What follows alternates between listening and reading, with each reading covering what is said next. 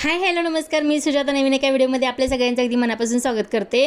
तर आज आपण बुंदी न पाडता झटपट असे बुंदीचे लाडू ते पण मोतीचूर कसे करणार याचीच रेसिपी पाहणार आहोत। तर मी ते 1 कप बेसन पीठ घेतलेलं आहे, त्याच्यामध्ये थोडंसं ऑरेंज कलर घातलेलं आहे, गरजेप्रमाणे पाणी घालून थोडंसं चिमूटभर मीठ टाकायचं आणि ज्याप्रमाणे आपण भजीला भिजवून घेतो ना तर त्याप्रमाणे हे पीठ भिजवून घ्यायचं, थोडंसं सैलसर भिजवून घ्यायचं। तर इथं गॅसवरती कढई ठेवली आहे, तेल चांगलं गरम झालं आणि जे काही आपलं पीठ भिजवून घेतलं होतं ना तर ते तेलामध्ये सोडायचं गरम गरम आणि तळून घ्यायचं चांगलं। जास्त काही ह्याला करपूस रंगावरती आपल्याला तळायचं नाही आहे, नॉर्मल आपलं तळून घ्यायचं आहे।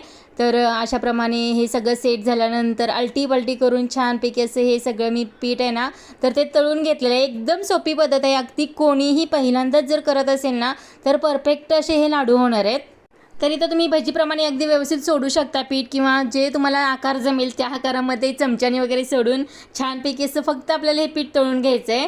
तर सगळं मी तर 3 स्टेपमध्ये पीठ तळून घेतलेलं आहे। थोडंसं त्याच मेजरमेंट कपाने ना तर 1 कप साखर घेतलेली आहे, 1 कप पाणी घेतलेलं आहे, थोडंसं ऑरेंज कलर घातलेला आहे याच्यामध्ये।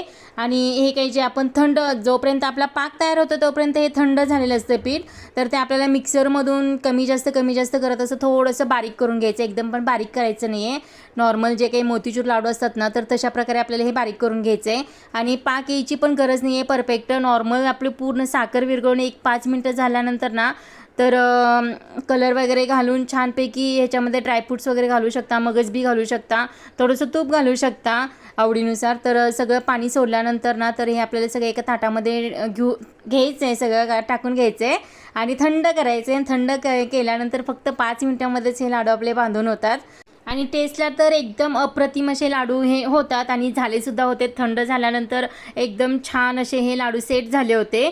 तर अशा प्रकारे हे बांधून घ्यायच्यात आणि जास्त काही त्रास पण होत नाही। आणि जे काही बेकरी स्टाईल वगैरे लाडू असतात ना तर अशा प्रकारेच असतात। मी वरून थोडेसे याला पिस्ता वगैरे कट करून लावलेले आहे, थोडंसं माझ्याकडे सिल्वर पेपर होता तर एडिबल होता तर तो केकसाठी मी वापरते, तर तो सुद्धा मी या लाडूवरती लावून घेतलेला आहे। आणि कोणताही पदार्थ बनवा तर त्याला थोडंसं डेकोरेट केलं तर तो पदार्थ दिसायलाही छान वाटतो आणि खायलाही छान वाटतो।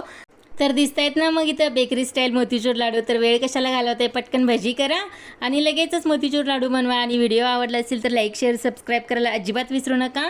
अशाच छानशा व्हिडिओसोबत पुन्हा एकदा भेटू, तोपर्यंत bye bye, thank you for watching.